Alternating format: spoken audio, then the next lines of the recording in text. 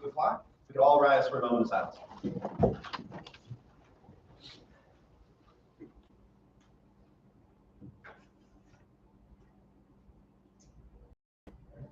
Now go to the pledge. Mr. Barton. Pledge allegiance to the flag of the United States of America and to the republic which stands one nation under God, indivisible, with liberty and justice for all. All right, moving on into the public comment section in front of the agenda. Edith, I believe you have an introduction to make in your talk. So with the group, let me just say the rules for everyone else, for the other ones. If you are with it, you can go on. But if you are speaking as an individual, please state your name and address for the record. You're given 3 minutes to speak. If you're speaking on behalf of an organization, please specify the organization. The chair will give you 5 minutes to speak. If you have not finished your thoughts, the chair may give you an additional 30 seconds to finish your thoughts. Mr. Reed will be our timekeeper, and we'll give you a 30-second warning. At the top of the agenda, we have a very exciting introduction. Ms. Napier. Okay.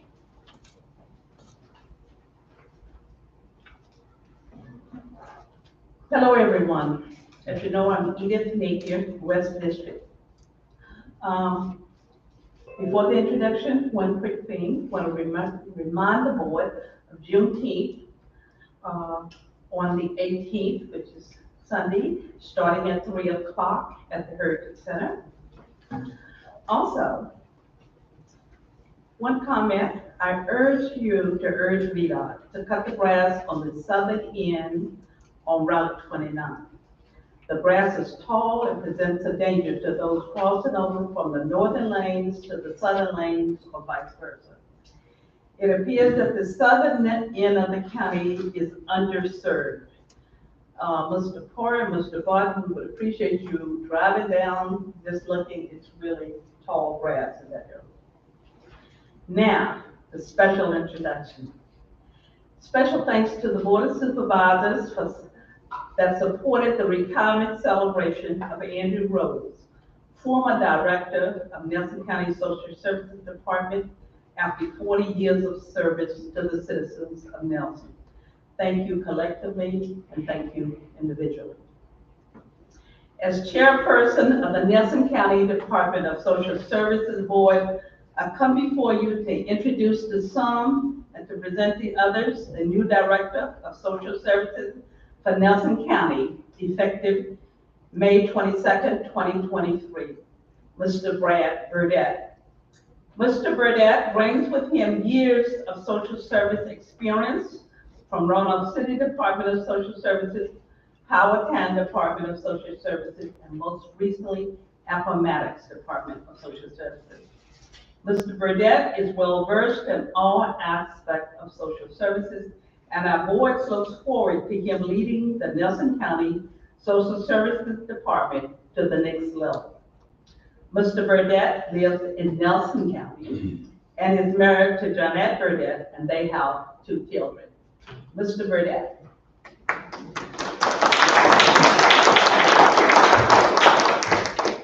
Very brief. I just wanted to thank the board and the local DSS board for the opportunity to serve the citizens of Nelson County. Very excited about the opportunity, and I've already got my feet wet with the department, so we're eager and excited to get some things moving and rolling in Nelson County. So anticipate, I've had a very warm welcome since I came here, so I anticipate that to continue. And if the board needs me in any way, please feel free to reach out. I'm sure I'll be reaching out. Please do. Thank you, sir. Thank you. All right. Grace. Mrs. Scott.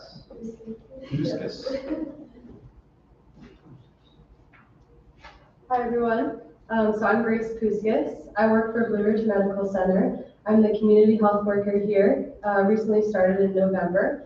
I wanted to announce, if y'all haven't seen the flyers yet already, we're hosting a Nelson Community Health Fair July 15th at the Heritage Center. We're very excited about it, and we're grateful to see our flyers already going around social media and the website. Blue Ridge Medical Center will be providing free sports physicals and some back-to-school vaccinations for the kids of Nelson County, while also providing school supplies. So it's a health fair kind of mixed in with a back-to-school event. There will be many health and human service agencies in attendance of Nelson County and surrounding counties. As Blue Ridge has done events similar to this in the past before COVID, we're very excited to start it up again and bring the community back together. Our ultimate goal for this event is to engage with the community, to share all the available resources that they have access to, with the intention to reduce health disparities in Nelson County. There will be prizes, food trucks, games, and fun for all ages. So we would love your continued support and help in promoting the event, spreading the word so that we can serve as many community members as possible. Thank you. All right. Stephen Bain.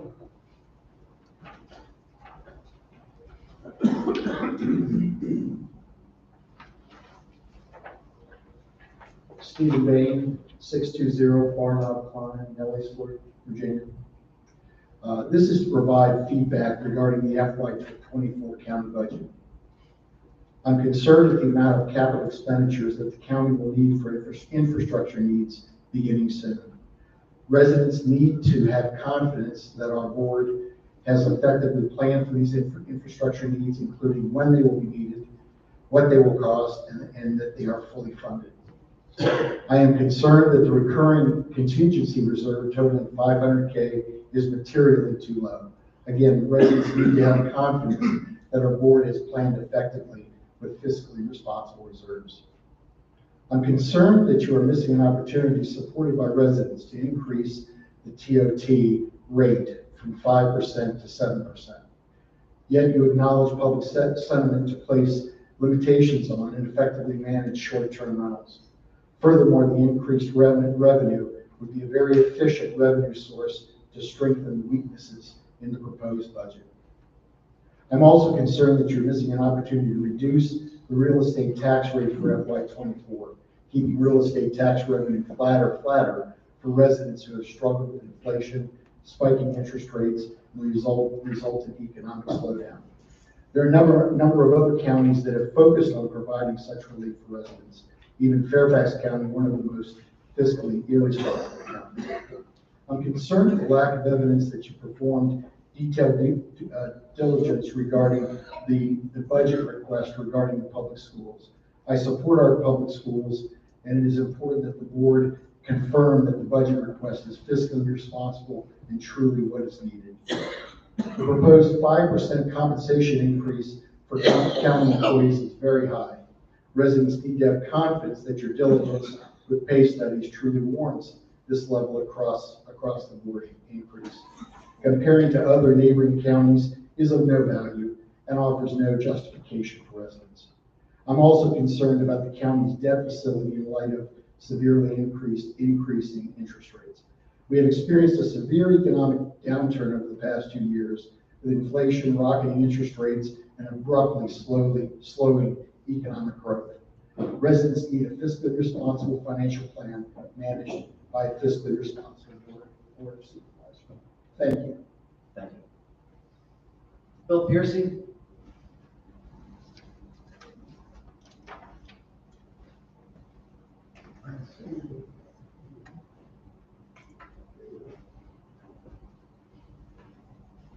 I'm William Piercy, 608 Fortunes Cove, Livingston.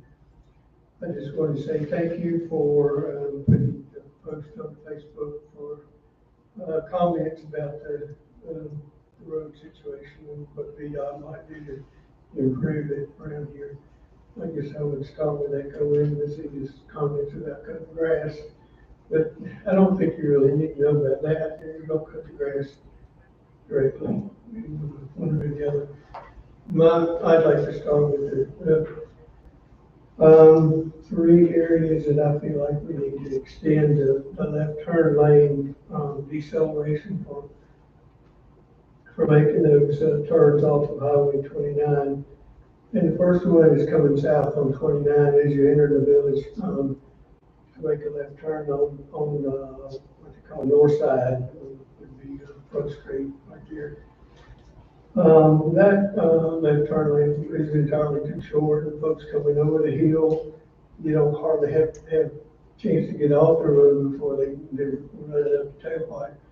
So that's the first one. The second one is on the southern end of the village up there to the Outback Brewery, where if you want to come north on 29, you got to turn right. It's like an arc cut, and get a little bit of feel of what an arc cut looks like.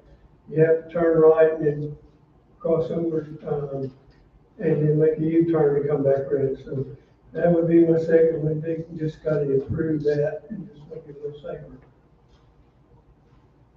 The third that I would focus on, just to get started, not to say that all of them don't need it, but where you go down to Morris Lane to take your trash, you got to go down where the Heritage Center is and turn left.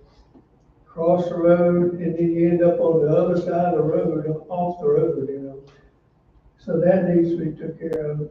Extend the left turn, decel, and then on the northbound side, give a little bit of apron where you turn right on the north lane. I made little maps here so you guys have reminders of it. I don't know where these go when they get the material. Give them to Candy. Yeah, I know we're giving the candy, but then where do they go? Do you guys get copies of them and so forth? It doesn't matter. But again, thank you for bringing up the topic. I won't say anything about the overpass. Never mind. Thanks, Bill. Is there anyone else who wishes to speak in public comments? Ann? Well, I'd like to ask the board to consider giving, Oh, Ann. well, I'm sorry, Ann Landry, 21 Black Walnut Drive, Nellysport. I'd like to ask the board to consider giving additional money, very small amount, to animal control. The reason is I don't know what the name of the law is, but it's for animals that, for one reason or another, are slated to be euthanized in the county. And instead of euthanizing, we have volunteer groups in this county that will transport them to states where they will get adopted. Now, this transportation has, the cost of it has come out of the pockets of generous donors, but we can't depend on that all the time. So if you could carve out $3,000 from that bloated school budget, that would be wonderful for a very worthy cause. And regarding the school budget, they have not been transparent about why they need that extra money. I do not believe that the board has seen a line item budget of what they're spending their money on. It's year after year after year. They want more money. This year, they're down over 400 students. This is ridiculous. That's it. Thank you. Anyone else wish to speak? Yeah.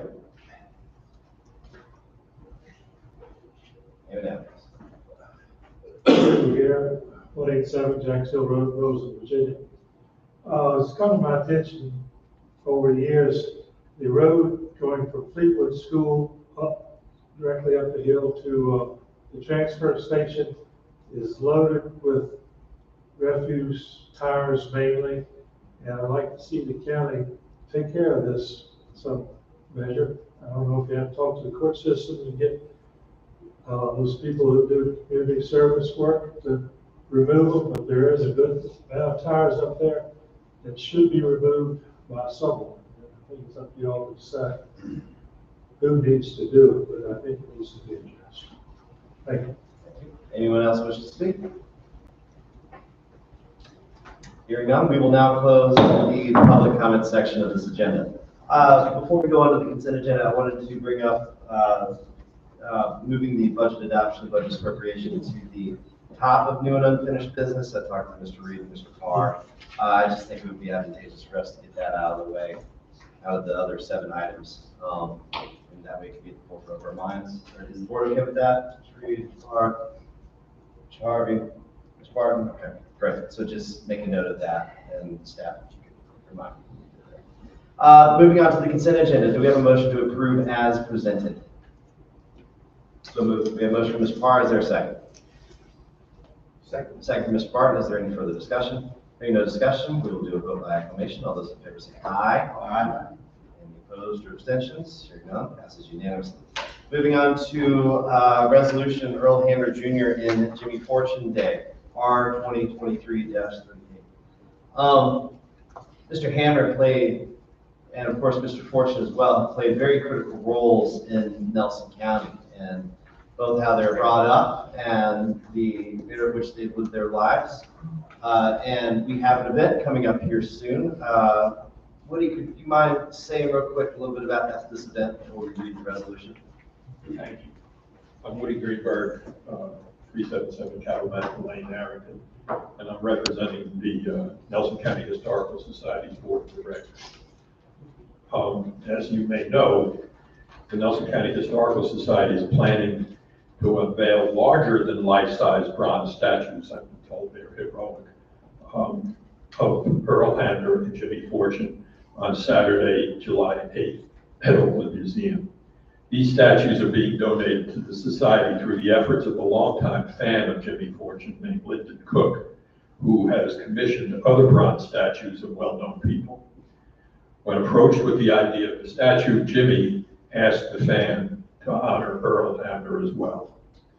The event will begin at 11 a.m. with speakers ranging from Cammie Kotler, who played the youngest daughter on the Waltons and also taught in the Nelson County school system several years ago, to Eddie Witt, who was a coach and teacher here when Jimmy was at Nelson County High School and played music with him.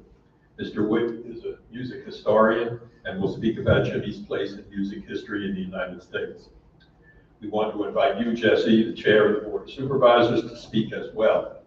Other state officials have been invited, but they're not invited to speak. You're the only one. Also, we think it would be fitting for the board to pass a resolution declaring July 8th Earl Hamner Jr. and Jimmy Fortune Day in recognition of the honor these two gentlemen have brought to the county. Earl, through his writing and producing Spencer's Mountain, a novel and movie set in Nelson County, and the Homecoming TV movie and Walton's television series, also set in Nelson County, and Jimmy, whose career with the Statler Brothers and as a solo artist and his induction into several halls of fame has also brought very positive attention to his home county. Now, following the unveiling ceremony for the statues, we'll also be opening 2 exhibits at Oakland Museum to the public, an exhibit on Earl Hamner's writings and another called Rhythms of Yesterday and Today on the county's musical heritage. The music exhibit will feature Jimmy and the late Curtis Matthews, a banjo player who mentored Jimmy, and other numerous musicians. Raul Satterwhite, a banjo and fiddle player and songwriter with a number of #1 bluegrass hits, and the Tom Sisters, a gospel group that toured regionally in the 1960s, 70s, and 80s, and we expect to add other musicians over the next year. We're also inviting all of you to a concert beginning at 7:30 that evening, scheduled for the Heritage Center. Jimmy will headline the concert along with his cousins, Dee Dee and Tommy Fortune, John Reimel, who co-wrote Only a Name on the Wall with Jimmy, Curtis Kidd, Alan Hoffman, and Bill Edmonds. A host of musicians Jimmy played with in his early days will also perform. Jimmy's brother Tony Fortune, Benny Dodd, Joey Davis, Eddie Witt, Raul Satterwhite, David Matthews, Charles Taylor, Billy Paul Mays, Keith Bradley, and others. So we think it would be fitting to declare July 8th Jimmy Fortune and Earl Hamner Day. I'm going to give Cindy Candy, some tickets to all if you want to come to the concert. Excellent, thank you.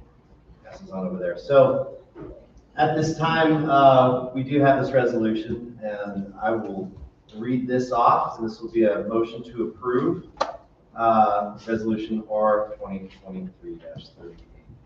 So I move that we approve resolution R 2023-38, Nelson County Board of Supervisors, declaration of July 8th, 2023 as Earl Hamner Jr. and Jimmy Fortune Day. Whereas Earl Hamner Jr. and Jimmy Fortune have brought great honor to Nelson County nationally, and whereas Mr. Hamner's novel and film, Spencer's Mountain, and his creation of the Emmy Award-winning The Homecoming and the Waltons television series are all set in Nelson County.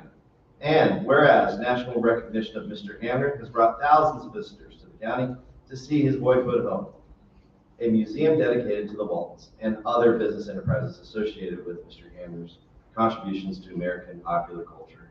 And whereas Jimmy Fortune is a country and gospel music singer from Nelson County who sang with the Statler Brothers for 21 years and wrote the song Elizabeth for the group, as well as several other #1 country hits. And whereas Mr. Fortune has been inducted with the Statler Brothers into the Gospel Music Hall of Fame and the Country Music Hall of Fame, and was also inducted twice in the Virginia Music Hall of Fame, and continues to perform as a solo artist. And whereas both Mr. Hamner and Mr. Fortune continue to bring honor and recognition to the county of their births and upbringing.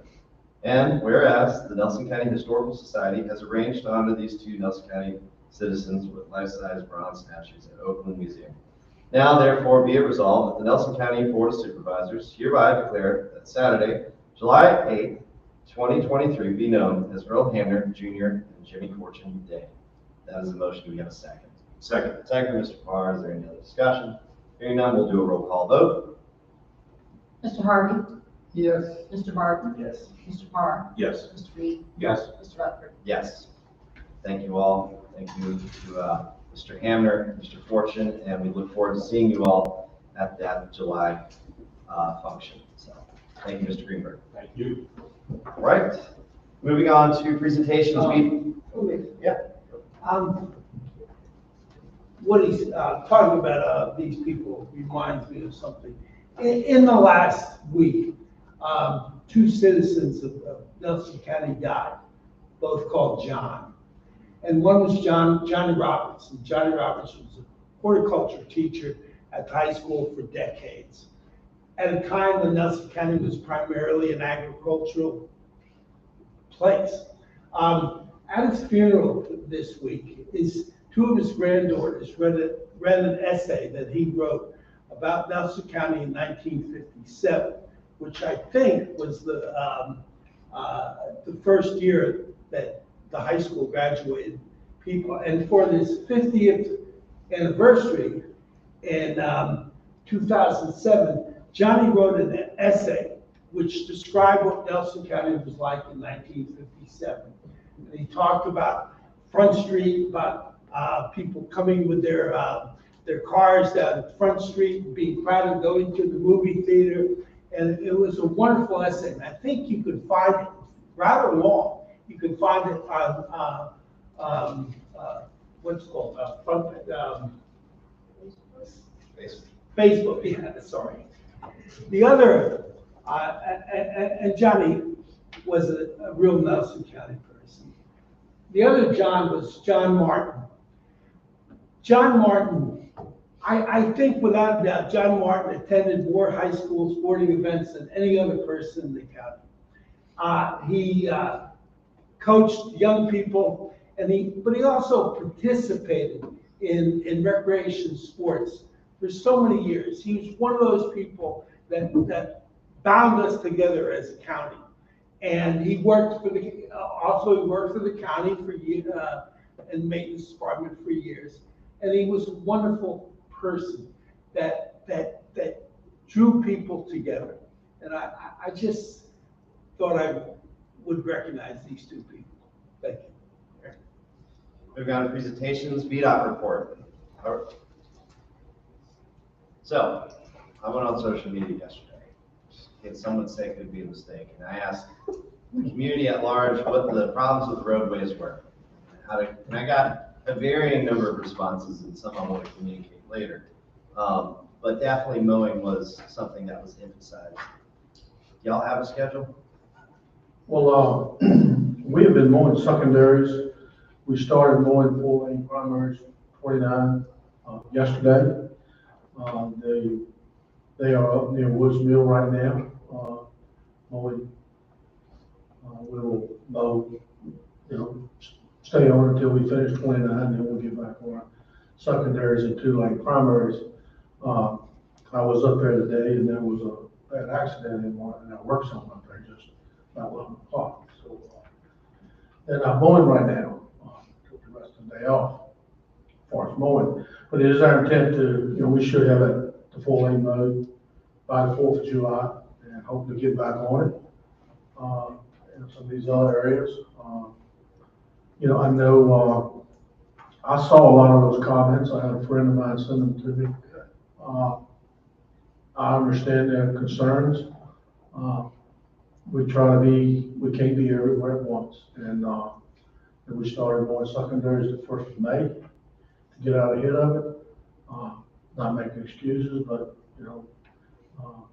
we do. It's just hard to be mow everywhere at the same time, so I'll leave it at that. But we're gonna stay at it until we get it all cut back, and hopefully everybody will be pleased. That's good. What people are talking about, there's an event at the Heritage Center this weekend. And would it be possible to get, it wouldn't take much, just the area in front of the Heritage Center cut down, because there should be a lot of traffic. And a lot of people coming into the Heritage Center this weekend. So that would be really helpful, get just one vehicle down there to take care of that. And other high traffic crossovers like Colleen, that's another bad spot, both at 56 and Darien. Those areas are pretty high traffic. Have we mowed those once this year? I know that 56 intersection, 29, we usually keep. But yeah, those high traffic ones are. And then while I'm talking 56, going to Montebello is narrow anyway. It's pretty good. And that's pretty much up to Campbell's Mountain or beyond. All the way up. And it's not a lot to mow up there in some areas. But I know the road kind of changes when you get to Campbell's Mountain. Rocker River. There you go.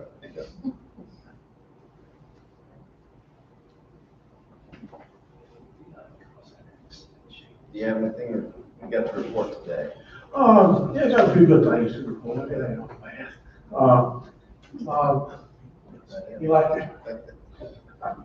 No, we did finish Cedar Creek and construction, hard surface, and that seems to be working out well. We're working on honeysuckle right now. State Force is working on honeysuckle, and hopefully we'll move to Jacksonville as far as our rural rustic hard surfacing program.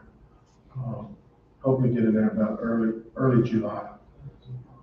Our equipment contractors in Nelson County on the road, he should be out of there. There's a significant drainage structure on Jacksonville that should be here. Should be here by then, and we'll put that in the ground. And I know I will report we got some additional maintenance funds late this fiscal year. And, a lot of it came, quite a bit of it came to Nelson County. I know we were able to get a lot more replacement stone on some of these unpaved roads to help get them in a little better shape. But that was kind of a windfall for the county. We did get some additional allocation from FY23. So we're doing our normal stuff. Hopefully we'll get ahead of this more. And for your information, I do have a multi-contract out for bids. I couldn't fund it in FY23, but I'm hoping that we get good bids on it and we can use it to mow the secondary system in FY24. So if we do that, that's going to give us some additional resources to stay out from this mowing a little bit better. That's y'all's information. Ms. Park? Also, we talked about shoulder work on Saunders Hill. Last time or time before, Rosen Road needs some attention to. Mr. Reed? Nothing. Thank you. Mr. Harvey? Mr. Barton?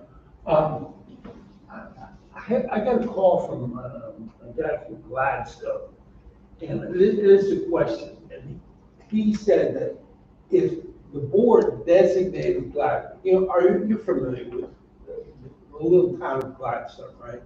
Yes. And, it's right across from the depot. And he's under the impression if we designate that as a residential community, that the speed limit could be reduced to 15 miles an hour. And he claims that he could take care of that. He would get that done if we as a board designate that as a residential area. Is that true? I do not know. I don't think so, but I would have to ask someone to find out for sure. Would there be any harm in us designating that as a residential area? I'd have to look into that. I don't know I'm if- not familiar with that I process. mean, 90% of Nelson County is designated I agricultural know, area. I'm responding to a constituent. Well, I understand. I don't think it impact much going, I mean, I highly doubt us changing I mean, rezoning I will change concur much. with what you're saying. Yeah. He is convinced that he can get this done if we are willing as a board What? to designate the, what's 300 yards, that's Well, Gladstone, and 300 yards. That has been, quite we have been in conversation with Mr. Brown. He has reached out to, my office, and, he's reached out, to Mr. Winston, and, we've done a traffic study down there. We've done 70 vehicles per day on that road, it's ADT. It has an existing 25-mile-per-hour speed limit sign. There have been 0 crashes in the last 7 years, I think. Yeah. And each end of the road has a curve on it that calms traffic. And so far, we have not been able to approve lowering the speed limit for the existing 25-mile-per-hour. He's still working on it. We're still looking at it, and that's kind of where it's at. But that really is, I think it's something we do for now. So, There was something about getting one lower than that, there's a lot of criteria. I did not know that criteria, Mr. Harvey. I can find out, and Mr. Barton, and be glad to report. Yeah, this Your is, call. I'm bringing something to you, Yeah. someone brought to me. I mean, all right, he'll report back to you. I have a laundry list, and I'm just gonna send it to you in an email. Okay. So, a residential area is what you're saying? well, that's it. I think it's Mr. Valensky. Are you familiar with him? He Paul? Yeah, he gave me a call and he said that if the board was willing to declare a residential area, a residential community, he would do the work that would be necessary to get the speed limit down to 50. I mean, it's only like 2 or 3, 300 yards long or 500 yards long. And their kids are all over, playing around.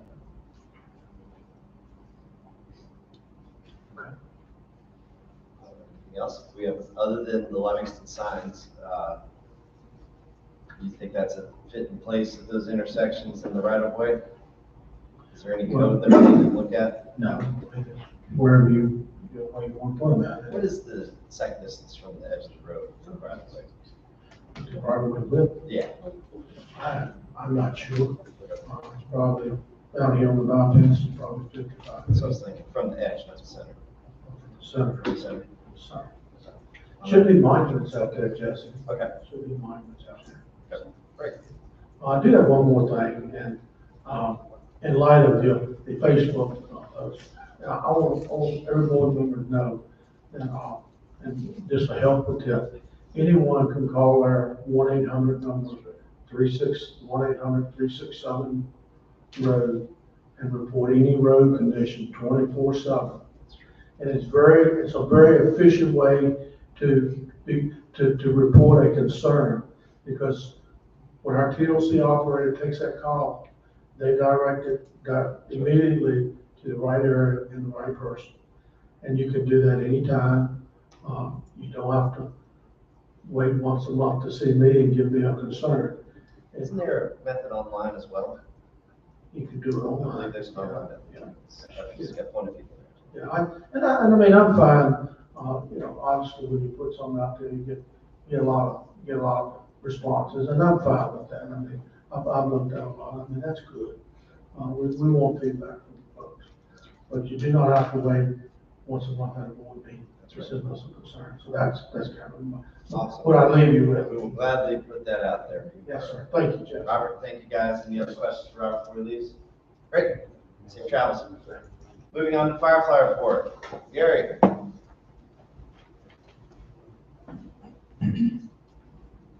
Good afternoon. I'm glad some people were able to get to you online and leave messages, because now we've got more people broadband in Nelson I County. know, right? I'm going to give you a quick update on that. And I won't take up too much of your time. I just have 3 slides to tell you where we stand. But Nelson County is far ahead of the game. The CBC substation areas in Nelson County, we have completed Colleen, Gladstone, Martinsville, Midway, and Wintergreen have all been completed for a while. We're still connecting people there in any of those areas that signed up for service. Our Massey's Mill area of the County River substation, we've got about 60 people left to connect who were pre-registered. The rest of them are connected and want service. And down in Scott, we've got about 100 or so left. We're actively connecting and finishing up in those 2 areas. In Appalachian Power, I'm not going to read through that long list, but I will highlight a couple of them where we have just a little bit of construction left. We have basically gotten finished with all the fiber construction in the county, except for we have a little area at the end of Phoenix Road, southern end of Phoenix Road and Fallen River, where APCO is finishing up some make-ready work, and then we'll put fiber up. So that's probably another month or 2, probably 2 months before we're making final connections there. We finished part of the construction between Hunting Lodge Road and down to Glade Road. And then we found APCO had left out a couple of little sections of make ready. They've gone back to finish that up. It's about 6 or 7 miles total in all of these places in the county. So they're finishing that up. We'll get that built and make connections there. We're not making final connections yet. Other than that, we are making final connections in just about, well, in all of these areas. We've made a little more progress in final connections in Arrington, Shipman, Williamstown. We're finishing up this week with some final connections. We've got about half of the folks done along Roseland Road, Taylor's Creek Road, about half of those done.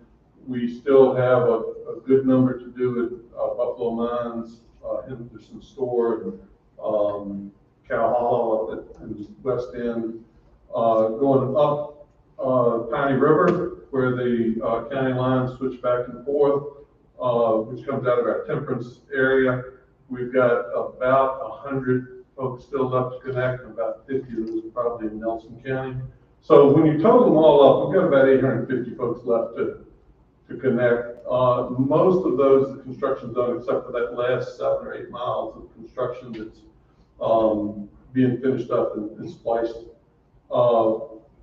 We've got about 10,500 passings today, 5,250 folks that have service who want it from Firefly. If you want to know about the entire county connections, there's probably another 1,500 folks who are either connected to another ISP provider who served off the original county fiber, which we now wholesale to them, about 500 or so, and probably another 1,000 off of another provider in the county that's mainly in Wintergreen and Stony Creek. So you can probably add another 1,500. So when we finish, we'll finish these connections probably in the fall. We may get to them by late summer, but For some of those areas, we're just finishing up construction, maybe into the fall, we'll get to them. Nelson County should have, somewhere close to 8,000 out of their 10,000 folks. Everybody wants service, will have service on fiber. Other than a little area going up, Afton Mountain here, Dominion has power lines up there. They are actively doing their field work and will build fiber on their main backbone, at least to us next year, and we'll build out, it's about 200 or so homes up there. And then there's, in this, that we don't have colored in yet, Shenandoah Valley Electric Co-op serves about 25 homes in Nelson County, and we'll build off of our fiber at the end of the CBC system there and go up the road and get those connected. We'll get that design late this year. It'll probably be next year when we're building that. So other than these 250 homes, by late this fall, you should have, everybody wants internet service from fiber, Nelson County should have it. To give you a couple of tidbits to show you how far ahead Nelson County is, in the state of Virginia, I was telling the broadband authority earlier, the state of Virginia, in the new FCC broadband maps, which are supposed to be much more accurate, it shows there are less than 350,000 total locations in the state of Virginia that have access to fiber optics today. Firefly provides service to 40,000. So when you think about that in the rural area of the state, and in Nelson County, you're going to have all the 250 locations have access to fiber this year. There are about 2.5 million total locations in the state of Virginia. 350,000 have access to fiber. Going way. Now, a lot of those other areas in Northern Virginia, Richmond, and Virginia Beach have cable and good cable internet that gives you a certain level, but you're at the next level. And it's congratulations to the county, and thanks for all the support you've given us to get this far. Total construction, I didn't put the numbers up here. CVEC has put $33 million into the county in fiber and fiber-related structures and huts and those type things. Firefly's put another $8 million. So we've got 41 million so far, and we'll wrap up a few more this year. But that's a significant investment. We started construction in early 2019 in Nelson County. Didn't we estimate to be like 25 million in the beginning? Did estimated, we did. No, by the way, don't tell my board that I came in at 33 on a $25 million project. But there are a couple of reasons it ran high, and we understood in making some of those decisions that we would spend a little more. Some cases allowed us to get service out a little quicker, in some cases it was just necessary. There's a lot more rock over in the valley. Get into some of those places and set new poles and drilling new poles and those type of things. So that's a quick update. We are still working to and will until we get everybody connected. Then we'll work afterwards to connect anybody from here on who wants service from us. We'll be making a last call to co-op members to let them know that we're going to finish our waiver of our $100 sign-up fee. We've been doing that since the start of construction. So we'll start charging that $100 to folks on the co-op who sign up after this. Part of that's because we're going to go back and it's going to be less efficient. We're going to be hitting here and there, putting services in versus being able to go in one area at a time. But we'll have service available from now on, and we'll be able to keep up with whatever speed. The question came earlier of what speed we can deliver. We can offer 10 gigabit today to a business if they want. We can offer 10 gigabit to a house if they want to pay for it. But fiber allows you to go with speeds that go well beyond what we're presently serving. It just costs more money for the electronics at each end, but the fiber stays the same. So the county's in a real good position. Firefly's made good progress when we started in 2019. I wanted to finish CVC build out by 2023 and APCO by areas by 2024. We're going to finish a year early. So it's been a good project, we're rolling really fast, and Nelson County is at the forefront of it. I'll be glad to take any questions. If you live in the Akko area, and you're ready to get hooked up, how are they gonna tell you to that fact? Well, so Melissa Gay, who is in charge of our member service and communications at the co-op and is also in charge of PR and communications at Firefly, will tell you about the numerous ways that we get in touch with them. Good afternoon. Thank you for allowing me to answer your question. So we send letters to any of the residents in the Appalachian power areas, just like the cooperative power areas. So we invite them to come to a town hall so they can learn more about signing up. And when their service is in place and the hardware is on the outside of the home, they are called and emailed directly from Firefly. That email will say your home is ready for install. Please give us a call so that we can schedule your appointment.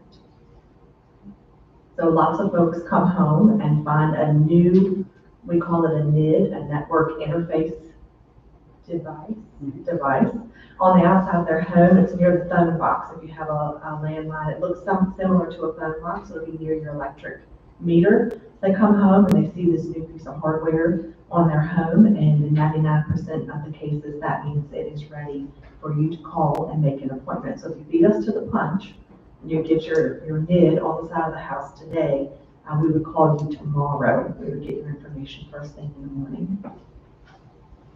And that's still available with a zero installation fee. We're not charging an installation fee for those who sign up and take the service while we're working in the area.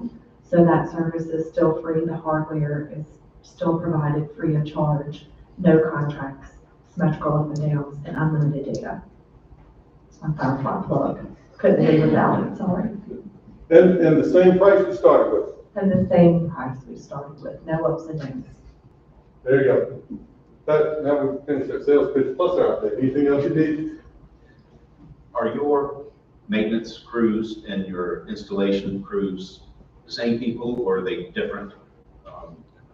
So we have internal employees that do the installs inside homes, but they also do troubleshooting inside homes if there's a problem. On the outside homes, we've got the line techs who do the fiber maintenance and troubleshooting, and we supplement them with contractors when we have larger houses. Yeah.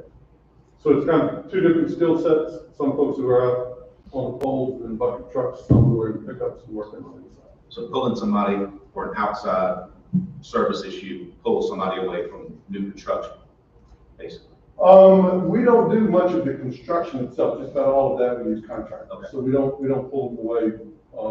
Maintenance is done in addition to construction.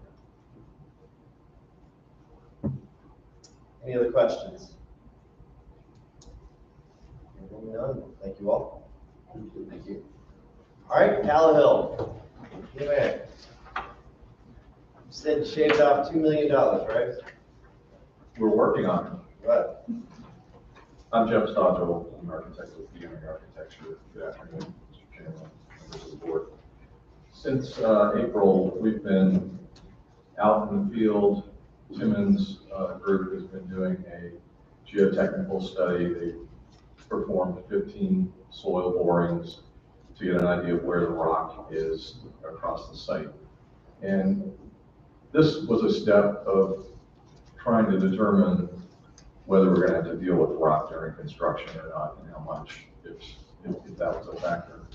So this is a plot of the site, and where you see B-0, say 01 through 15, those are the boring locations.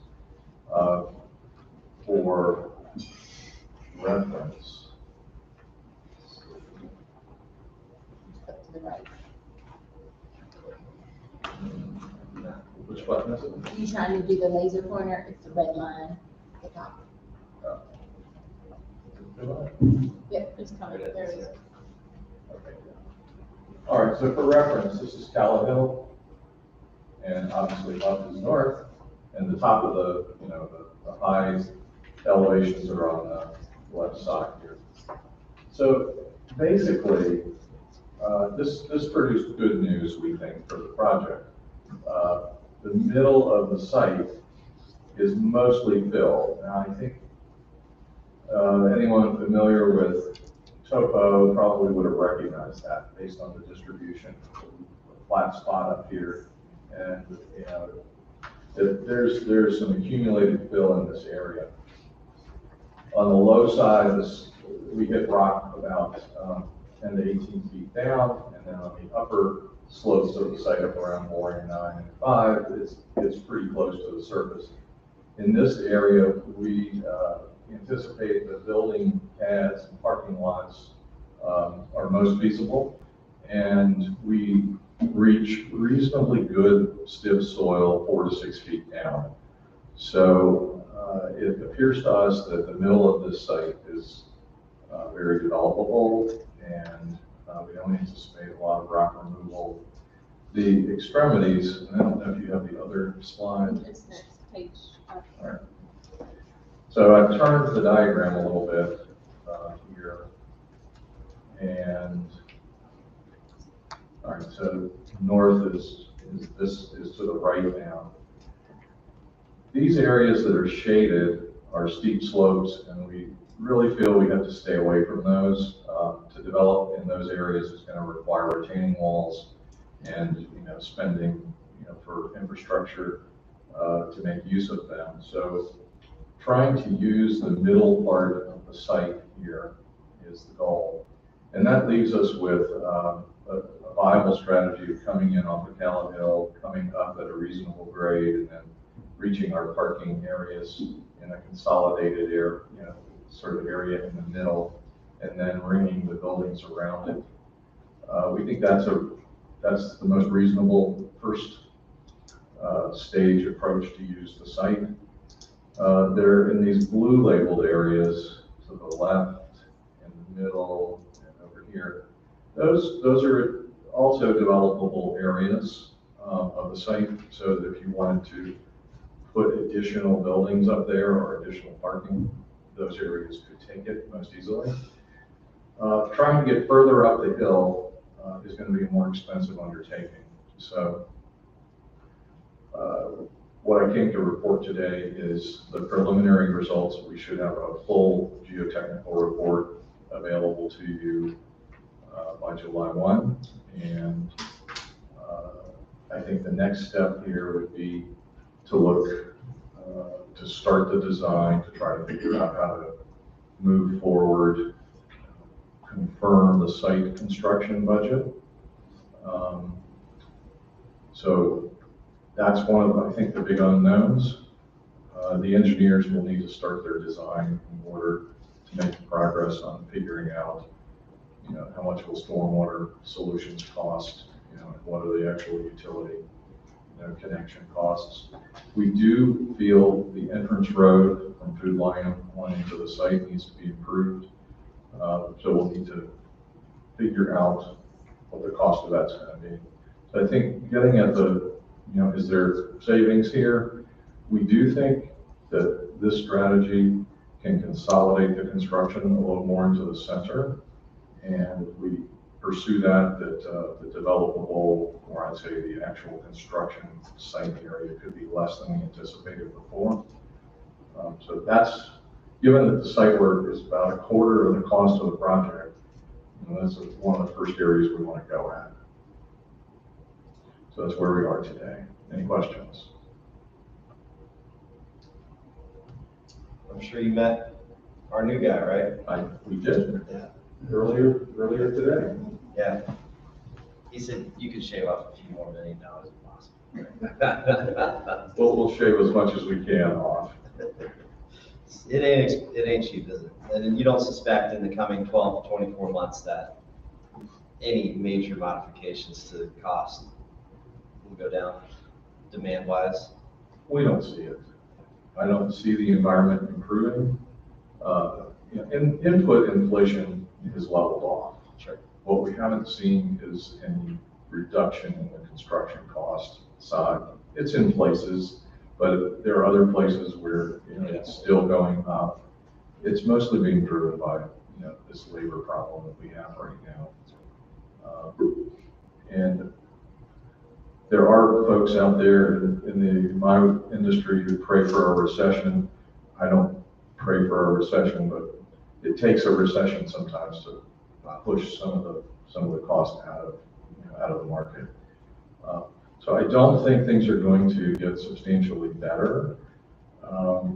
Or I would say this, I don't see the environment producing a lower cost per construction, but I do think that as we move into the planning side of this, we have some choices to make. Things like mechanical systems, electrical systems, the site work, and I would look forward to trying to guide you into making the wisest decisions that will be in the greatest advantage to the county. Can you describe the crosshatched areas, B13 and B03? The crosshatched areas, yeah, that's good. The crosshatched areas are areas where rock is fairly near the surface. So here and over here, it's up near the surface, and we're trying to keep the parking areas and the building footprints out of those areas. But we don't think that it's off limits to develop those areas. We just probably are going to need to get a little further into design. We may have to go in and do some additional soils work if the design begins to get into those areas. Right now, I'm trying to stay out of them. Will the full report have any more detail on those areas? It'll be a report, and it'll have commentary about foundations and recommendations for pavement design. It'll also have all the boring logs with it, so you'll be able to see exactly where we have loose soils, stiff soils, and rock. It's a pretty, this study is, I think, going to be very thorough and give us as designers a lot of information to refine the design, select the foundation system, try to make good decisions. All right. Any other questions at this time? Hearing none. Thank you, sir. Thank you. Mr. Travis? Mr. Chairman, Yes. I just wanted to add that we did meet with Mr. Burdett and staff earlier today to kind of review everything that's been done to date. He's going to take the space needs study back and just review that with a fine tooth comb and review it with his board. And then we will meet with him again and just ensure that we're ready to proceed with the space needs as revised or not. And then seek approval from the board to move forward with design of the site. Does that sound reasonable? Sounds great. Okay. All right. Thank you all. Planning and zoning report, cluster housing. Dylan.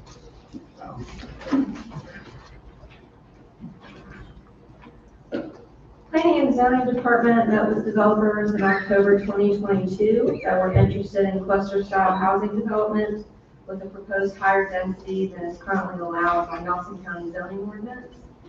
The Board of Supervisors passed a resolution in November 2022 referring our current cluster housing development ordinance, Article 21, to the Planning Commission for review and development of a report, including but not limited to the requirements of Section 21-2, area and density, to the Board of Supervisors for consideration. The Planning Commission finally held a work session on the topic on May 16th this year. There was much discussion relating to density, minimum area, minimum lot size, units per lot, open space management and requirements, utilities and infrastructure, conservation and design criteria, targeted locations, affordable housing, and review and approval process. There was discussion regarding water and sewer availability and capacity, or the current lack of. Planning Commission addressed the fact that much of the information that is and will be needed to make a complete and informed analysis and recommendation is currently being worked through with a comprehensive plan update process and subsequent recommendations for zoning and subdivision ordinance updates. They determined that they are not recommending any changes to the current ordinance at this time. I think it'd be appropriate that once the comprehensive plan is done and we get ordinance recommendations from the party group, that'd be a great time to do invest cluster housing. I think that makes more sense at this time. Any questions for Dylan? Thank you, Dylan. All right, so moving on to new and unfinished business, we had agreed to move the budget adoption R 2023-40 and our budget appropriation R 2023-41 to the top of the agenda. We could just go ahead and move into item D, budget adoption.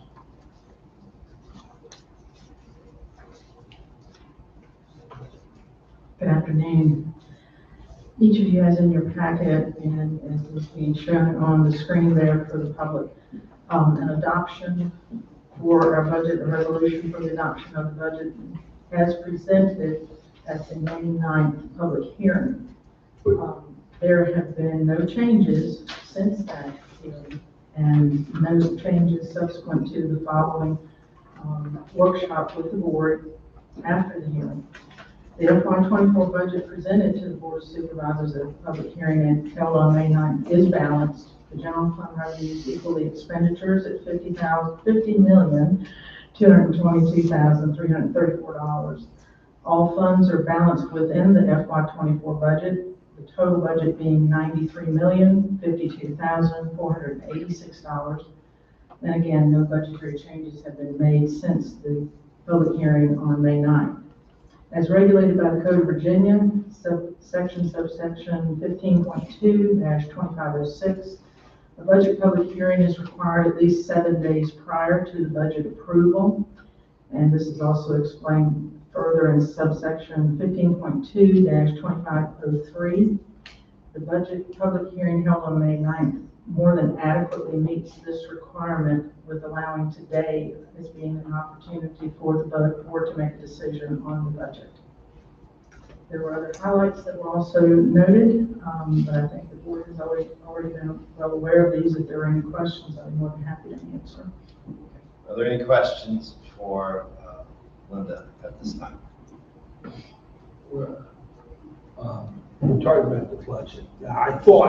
I thought we were going to discuss the increased tax on the Airbnbs. What is that called? Transient occupancy tax. Transient occupancy tax. But I see it was not on the agenda, and I thought it was going to be. So, it's fine. We can deal with the budget today and everything, but I would like it put on make sure it's put on the agenda for the July meeting, that we discuss and vote on occupancy tax. I understand, Mr. Reed, you had a similar sentiment, correct? Yeah, I also expected we'd have some resolution on that tonight with the budget, but I'm also ready to approve the budget today, and in terms of the transient occupancy tax, then consider an amendment to the budget. Yes, absolutely. You can adopt the budget tonight as is, and then it's a living, breathing document that we can amend after July 1st for any other changes. Yes, sir. Yeah, the timing might be critical because we have discussed a 6-month, introduction period at the time to give the businesses an opportunity to not have to pass along any increases in taxes to places that are already booked during that 6-month period. Right. And I apologize to the board. My understanding after our last work session was that you would advise me when to put it back on the agenda, that it wouldn't be an automatic next agenda item. So I'm sorry if I misunderstood. And that was the general consensus that I understood too. But if you guys want on the July agenda, we can throw it on there if you want. Definitely, I would deal with it today, but it's fine with me to wait till July. Okay. Let's go ahead and adopt this budget real quick. Okay. And we'll put that on the TOT on the July agenda. Can we get a motion to approve the resolution R 2023-40 adoption budget as presented? So moved. Good motion, Mr. Parr. Is there a second? I'll second. Second for Mr. Reed. Is there any further discussion? Hearing no further discussion, let's do a roll call vote. Mr. Harvey? Yes. Mr. Barton? Yes. Mr. Parr? Yes. Mr. Reed? Yes. Mr. Rutherford? Yes.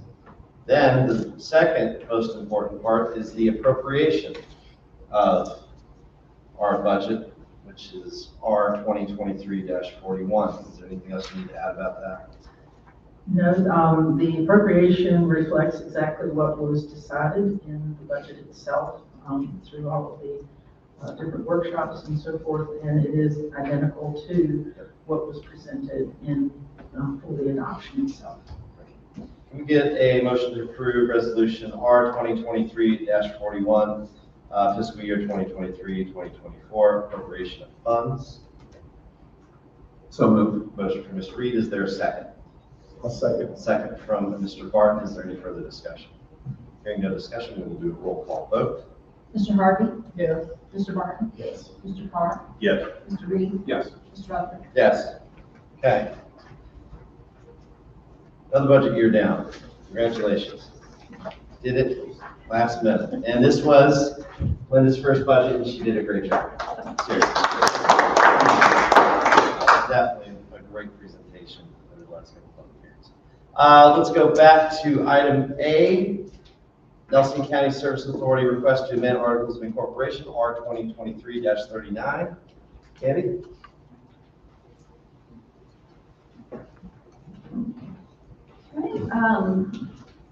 This is more of a housekeeping matter, whereas our county code was amended in 2002.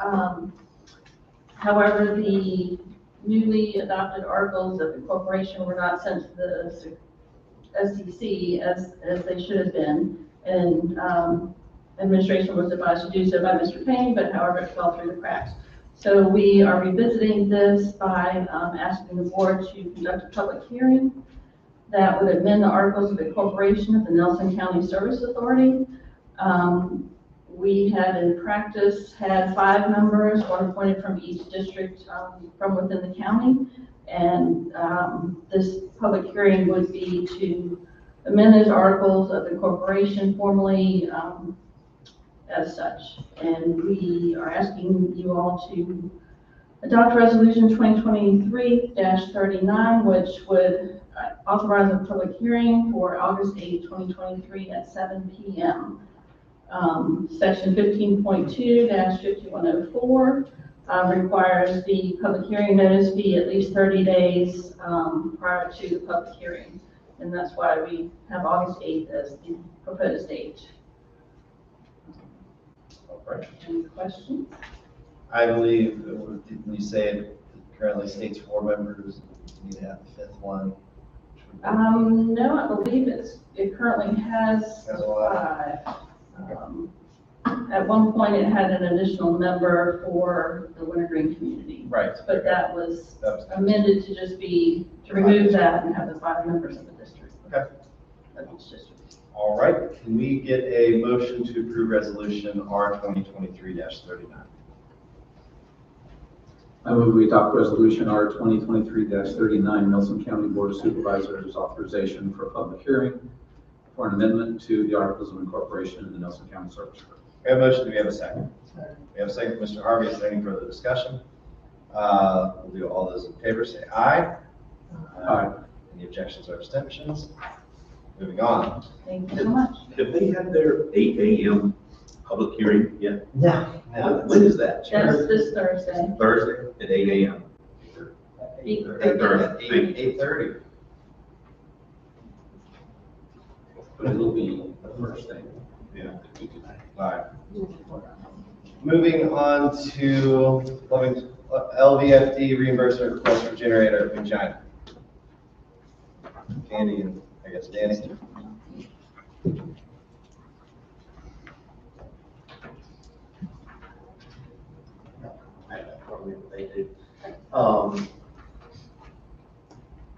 The generators at all of these firehouses and rescue squad buildings in the county are ranging in age from 20 to 30 years old.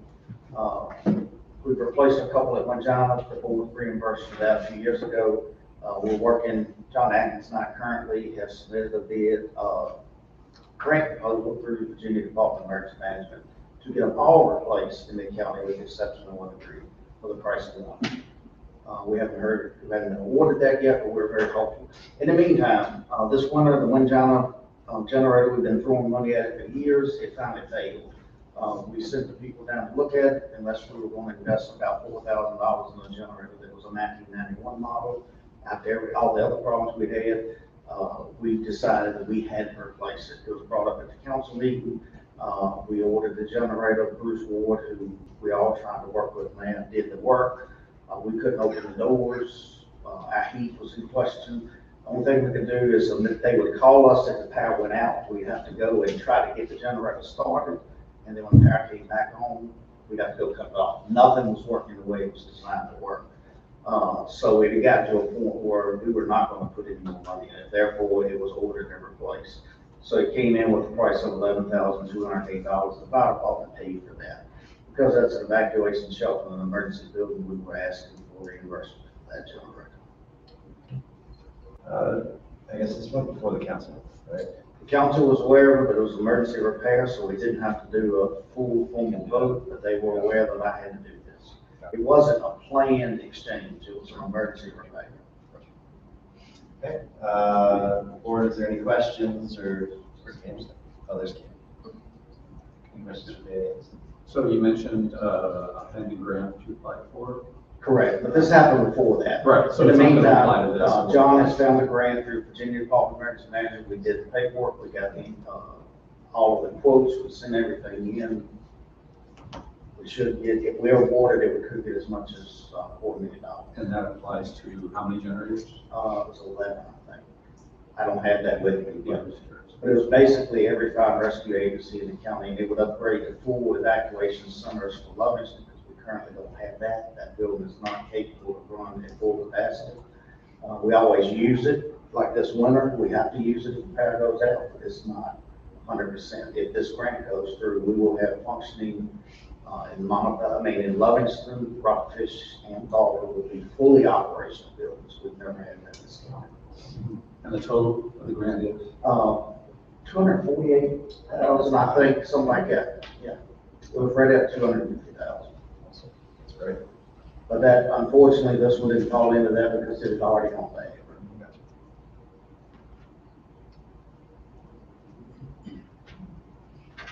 Steve, you serve on the council. Yep. We approve reimbursement for the generator.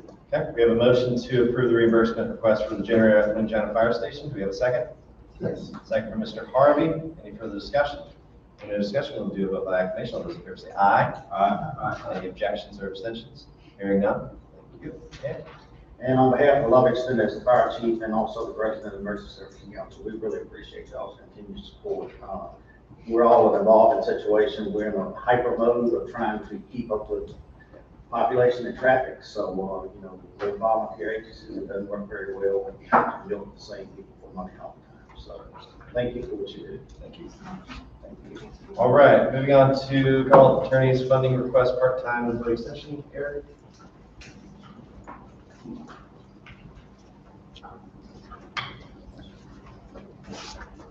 Afternoon, members of the board. This is basically just an extension of what we were doing before with a while. I will tell the members of the board that the numbers that we are seeing in court are steady. And obviously, when you go from an office of 3 down to an office of what's going to be 1.5, I'm certainly in need of some assistance. And I think Mr. Blyles has worked out really well, so I'm asking for this. In addition, he has asked for a slight increase in his hourly rate. Was up to the board. He's currently hourly compensated at $45 an hour. He's asking about up to 50. Again, that's at the board. That's just his request that I told him I would present to the board. We are going to continue, as the letter indicates, to ask the compensation board to continue to reimburse the county. And in speaking with the compensation board, that sounds like it's going to happen, although we never guaranteed that.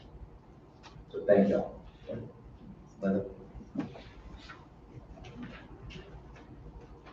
First of all, I was unaware that an increase had been requested, so I'm going to report to you what that same amount would be between July 1st and September 30th, provided it was at the current rate, and it is actually $45.60 an hour is the current rate.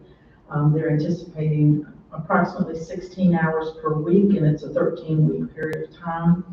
That with the FICA comes to a total of $10,210.39. And as Mr. Law explained, up to this point, which is 6 months worth, basically, all of the current amount has been requested from the comp board and has been reimbursed to us in full, including FICA. So I'm just putting that out there for you before you make a decision. So the comp board reimburses? In full, yes. Now, I do not know if the comp board will do that for an increased pay. That's to be determined. Any questions for Linda? Okay, thank you. All right, what is the consideration of the board?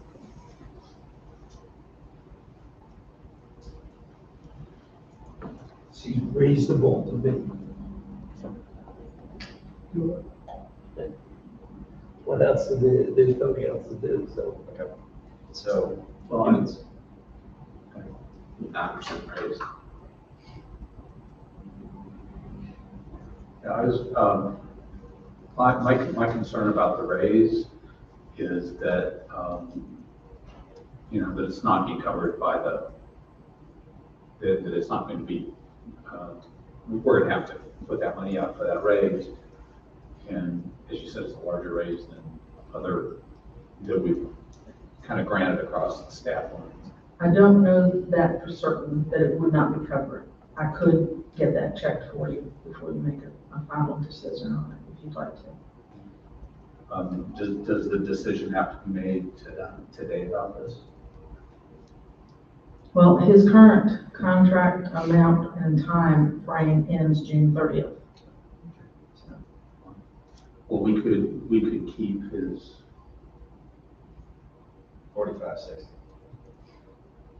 This is correct, right? Right, correct. Maybe I should ask the question of Eric. Have you been in touch with the comp board to know whether or not they would approve an additional amount? I have to confess, I wasn't aware about the raise either until this morning, because Mr. Rutherford had been speaking with him, Daniel had been speaking with him. And so when I talked to the comp board, it was at the 4560 that Linda just talked about. And so and they were indicating, again, it's never guaranteed, but they were indicating very likely they were going to continue to cover it. So I didn't have any specific discussions with them about any increases at all. And I don't know what their position would be. I mean, they're usually pretty fiscally tight, so probably unlikely, but I don't know. And how long is the extension for? It was going to be from, she said he was supposed to end June 30th, and of course, at the time we didn't know Mr. Ford was going to be leaving the office, and we were asking that he would be until September 30th when Daniel Rutherford went back to military. So we are extending it quite a few months. We're asking for extension for quite a few months. Again, the early indication for the comp board that they were going to continue, although they have to run it through their system and verify it. Yeah. So, this person is being paid by the hour. Yes, ma'am. So there's an amount of hours that he's going to work, he's not going to work more than that? Correct. He would be increasing his hours from what we were asking him to do before, but we are paying him at a certain, he can only do a certain number of hours that he's going to be reimbursed for. Whatever he does past that, that's on his own volunteer basis. I mean, Has he done that on a volunteer basis? He has in the past, yes. So you're pleased with what he has been doing for us? Yes, and I can tell you personally, it's going to be entirely invaluable. I don't want to go too much court stuff, but I will tell you, a very wise lawyer told me a long time ago that 10% of your cases take 90% of your time. And it tends to be the case that you don't think. And usually it happens that a lot of the misdemeanor cases we have in general district court and juvenile court take the longest amount of time. So that is primarily what he's handling, because it allows me to focus on the felony cases, which are going to go to circuit court, which tend to be the higher priority cases, or take the more time, not that they're higher priorities. So that's what he has been handling, that's what we anticipated to do. That helps. Not at all passing any judgment on the quality of his work or his dignity or anything like that. It's kind of tough to okay a raise on the spot.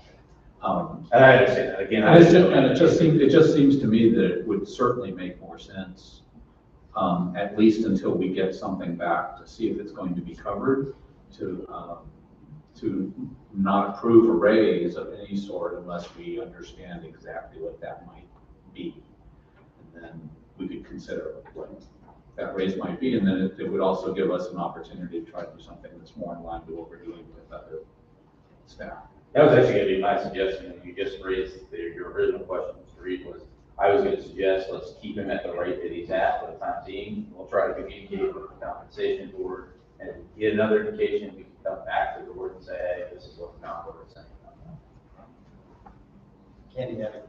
I was just gonna, remind the board that you have a joint, work session with the planning commission on, June 29th. It would be at the 12th hour, but you could make a decision on that date once we have more information. I'd suggest we stay at 4560 for the time being, and staff can go figure out what that detail is, and we should be able to get confirmation. We can come back as soon as we hear anything. If there's any modifications. Thank you. No, we didn't make a motion yet. Approve the extension. The extension at the 4560. So I'll make a motion. So moved. We have a motion to approve the request at 4560 an hour. Do we have a second? I'll second. We have a second. Any further, and that includes the 16-week extension? Yes.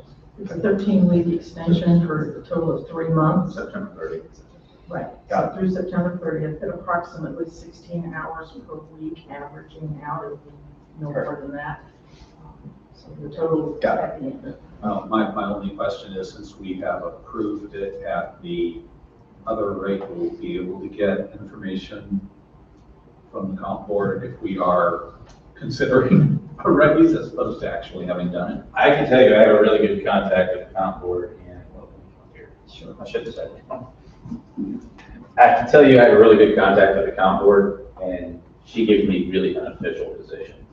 But so what I can do with Robin Pacicia, who's my contact at the comp board, is say, this is what our approval is. What if we were to do this? And Robin can give me, I think the best term for it is an advisory opinion. I think the comp board would approve that, or I don't think the comp board would approve that. And that's as good as I can get. So that's what I'll bring back to the board, basically. Thank you. We have a motion, we have a second. Yes, Linda? I was just going to make one more comment, I'm sorry. In regard to the comp board, when this gentleman first came on board back in January, we did not know at that time that the comp board would cover him. And the board had authorized for him to work through June at X number of dollars into the budget. In which time the comp board did approve it, and so we got that money back. So just saying that it can work to your benefit to at least keep things rolling. We'll look back to hear for more from that inquiry. Motion second, any further discussion? In the discussion, we'll do a vote by acclamation. All those in favor say aye. Aye. Any objections, abstentions? Okay, hearing none. Motion is approved. New and unfinished business is done. Let's take a quick 5-minute restroom break.